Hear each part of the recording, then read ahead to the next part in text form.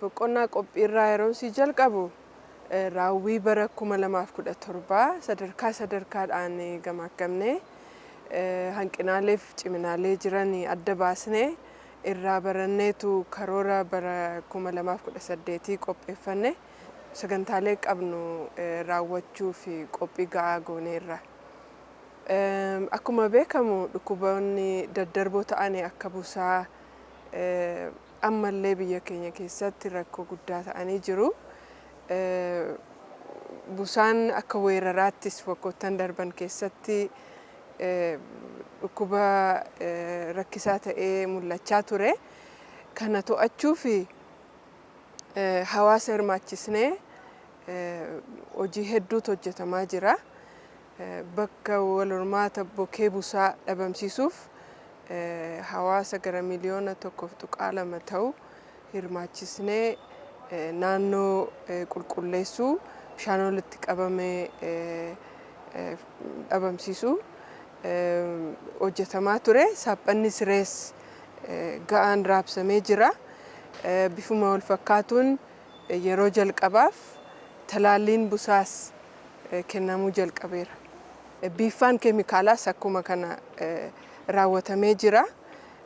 Rakkoon qorichaa fi galtee laaboraatoorii hin jiru. Guutumaa guututti dhaabbilee fayyaa qabnu keessa hundatti itoo walirraa hin kutiin argamsiisaa jirra. Haa ta'u malee ammallee dagannaa malee hojiin kun itti fufuu qaba. Dhukkubni busaa akka weeraraatti ka'uunsa to'annoon jiru laafaa ta'uusaa mul'isa. Hawaasa keenya barsiisuudhaan dhaabbileen fayyaas galtee barbaachisu hunda guutuudhaan dhukkuba kana to'achuu qabna. Talaalliin daa'immanii umurii isaanii waliin kan deemu kennamaa jira. Bifuma karoorsineen raawwiin keenya guutumaa guutuutti jedhamuu danda'a. Godinaalee qabnu hunda keessatti talaalliin ga'aan kennamaa jira. Bifa duulaatiinis kan kenname jira. Keessumaattuu dhukkubni gifiraa, pooliyoo kun akka weeraraatti ka'uu gatii danda'anuuf dhabamsiisuuf hojii bal'aatu hojjetamee jira. Dhukkubni akka tuberculosis,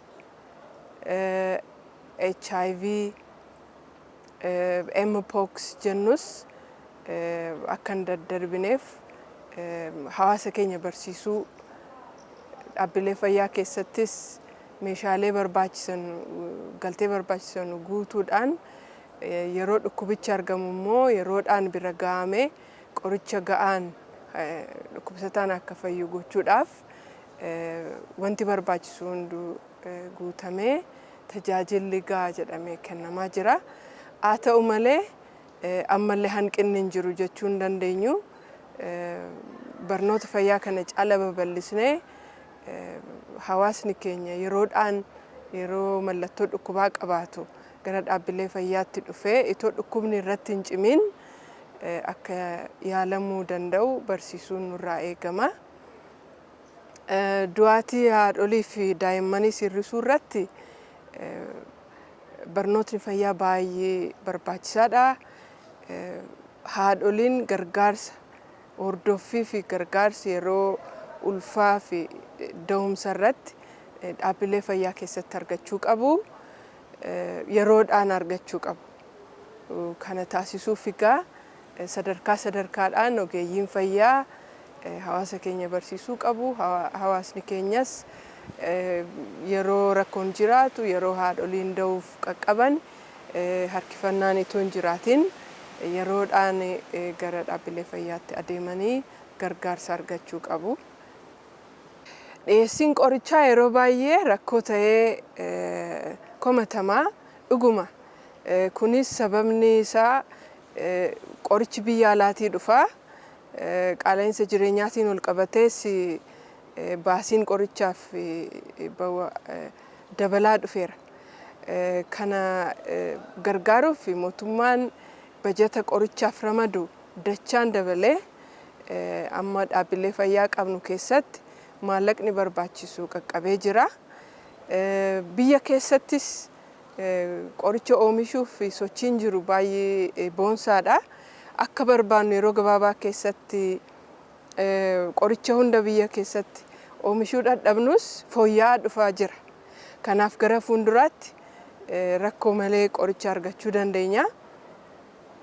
Bifuma wal fakkaatuun dhaabbilee fayyaa keessatti qofa otoo hin taane qoricha faarmaasii mana qorichaa hawaasaa babal'isuudhaan dabalataan iddootti qoricha baasii guddaa otoo hin taane argamsiisuuf bara darbee Oromiyaa keessatti mana qorichaa hawaasaa 600 geenyee turre.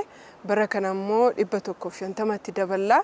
Kurmaana kana keessattis akkuma karoorfanne raawwannee jirra. Babal'isaa jirra mana qorichaa hawaasaa.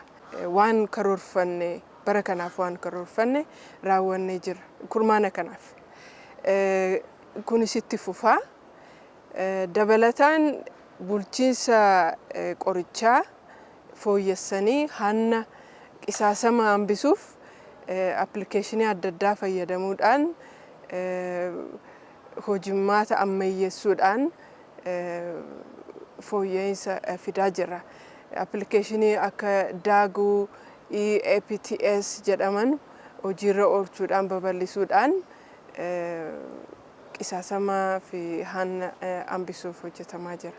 Dhaabbilee fayyaa babal'isuudhaan hojiin hojjetame hedduu bara darbeef bara kana qofa buufata fayyaa gara hospitaalaatti ol guddisuuf piroojeektii 20tu jalqabame walumaa galatti. Akkuma kana buufata fayyaa haaraa, kellaa fayyaa haaraa ijaaruu jara kanaan dura ijaaramanii suphaa barbaadanu suphuunis piroojeektii hedduutu jira. Walumaa galatti piroojeektii ijaarsaa xixiqqoo fi gurguddaa gara 500tu jira.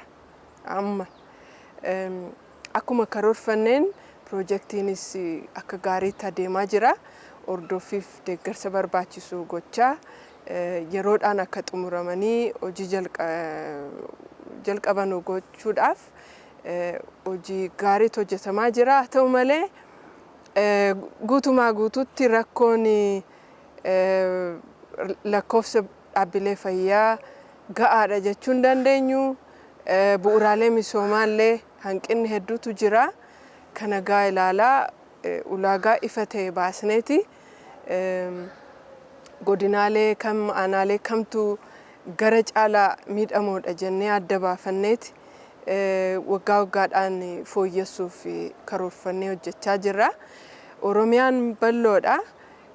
Rakkoo Oromiyaa keessa jiru hunda al tokkoon hiikuuf ammaa fi humni qabnu ga'aa miti. Bajata guddaa gaafata. Kanaaf hirmaannaa hawaasaatiin keessumaayyuu abbaa qabeenyaa investoroota biyya keessa jiran akka isaan mootummaa deeggaranii seektara fayyaa keessatti invest godhanuuf waamichi taasifameera.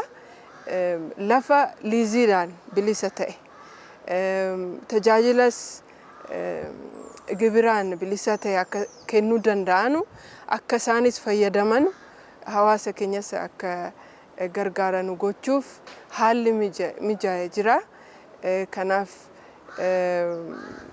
gama bu'uuraalee misoomaatiin dhaabbilee fayyaa babal'isuutiin mootummaa qofa eeguu otoo hin taane hawaasnis hirmaatee rakkoo kana hiikuu qaba.